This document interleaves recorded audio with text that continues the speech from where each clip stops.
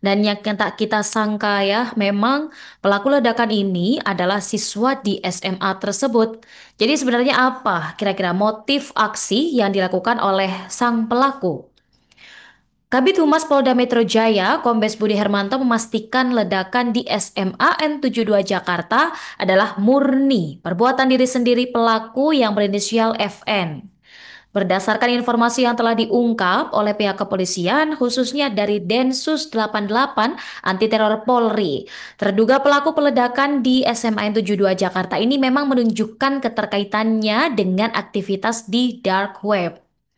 FN, terduga pelaku ini diduga merakit bahan peledak secara mandiri seusai mengakses informasi dari internet, termasuk situs-situs gelap di dark web.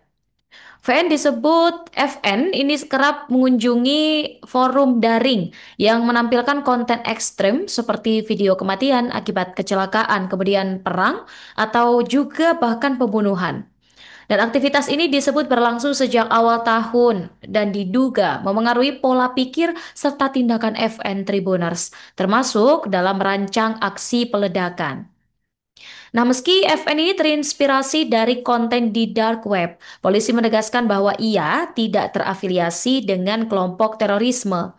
Motifnya ini lebih mengarah pada ekspresi pribadi yang tidak tersalurkan, ditambah minimnya perhatian dari lingkungan keluarga. Kombes Budi Hermanto menjelaskan bahwa ledakan ini tak berkaitan dengan tindakan terorisme maupun sentimen terhadap agama tertentu. Jadi masyarakat diminta untuk tidak mengaitkan insiden ini dengan isu-isu keagamaan.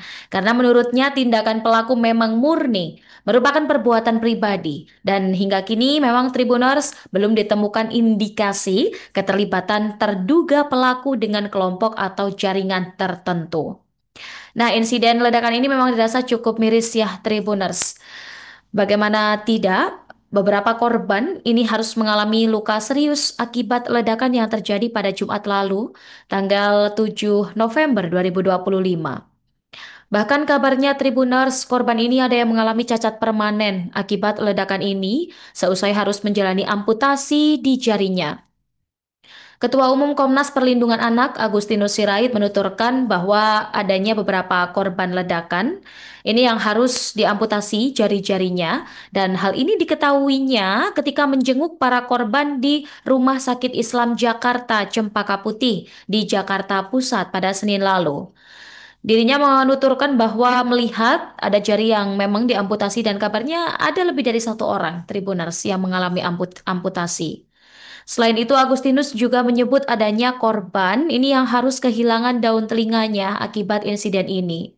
Dan ada pula puluhan korban yang harus mengalami gendang telinga pecah imbas peristiwa nahas ini. Hal ini diungkapkan langsung oleh Dirut RSIJ Cempaka Putih, Pradono Handoyo pada Selasa 11 November. Namun Pradono menyebut bahwa korban ini yang gendang telinganya pecah masih memiliki peluang membaik meski tidak bisa untuk pulih secara keseluruhan. Pradono juga menjelaskan adanya satu korban yang harus menjalani operasi cangkok kulit imbas luka bakar parah yang dideritanya Tribuners dan saat ini kabarnya korban masih dirawat intensif di ICU RSIJ Cempaka Putih. Adapun salah satu bagian tubuh yang akan dicangkok kulit itu adalah bagian wajah. Nah, ada salah satu siswa berinisial AAS yang turut menjadi korban ledakan, di mana sampai berakibat dirinya ini mengalami kelainan otak. Orang tuanya, Ugi, menjelaskan bahwa anaknya telah menjalani operasi untuk kedua kalinya dan kini kabarnya telah dalam kondisi yang terus membaik. Kita doakan bersama ya Tribuners, semoga para korban bisa mendapatkan kesembuhan segera dan bisa menjalani kegiatan belajar mengajar seperti biasanya. Kemudian kita sudah menyimak ya Tribuners bahwa tadi sang pelaku ini terinspirasi melakukan aksi ledakan akibat akses dark web begitu di internet. Menyikapi hal ini kabarnya Presiden Prabowo bakal mengkaji tuh terkait pembatasan game online. Nah, Menteri Pendidikan Dasar dan Menengah Abdul Mukti mengatakan bahwa pihaknya bakal membicarakan tentang terkait dengan pembatasan game online ini dengan sejumlah kementerian untuk menindaklanjuti arahan dari Presiden. Kemendikbudrismen ini akan mengkaji bersama dengan Kementerian Komdigi, kemudian Kementerian Pemberdayaan Perempuan dan Perlindungan Anak, dan juga Kementerian Agama. Abdul Muti mengaku telah mengusulkan tentang pembatasan game online ini sebenarnya sejak awal, karena menurutnya game online yang tidak diawasi bakal menimbulkan sejumlah masalah. Dan problemnya sekarang disebut memang siapa yang bisa mengawasi ketika anak ini bermain game. Apalagi Tribuners ya, di zaman sekarang memang main game dengan HP di kamar ini misalnya kan tidak ada begitu yang mengontrol.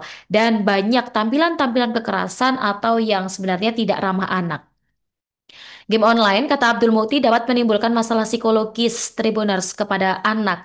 Dan ini terjadi inspirasinya dari game tersebut. Atau paling tidak misalnya, anak ini terpengaruh langsung ketika anak ini mengalami masalah-masalah psikologis tertentu, kemudian ditakutkan nantinya anak ini akan tertular untuk melakukan tindakan-tindakan yang di luar kontrol. Dan mungkin sebagai warga negara yang baik ya Tribuners, kita bisa untuk memulai dengan saling memantau anak-anak atau adik-adik kita ketika mengakses media sosial terutama game agar tidak terjadi lagi hal-hal yang tidak diinginkan. Download Tribun X sekarang, menghadirkan lokal menjadi Indonesia.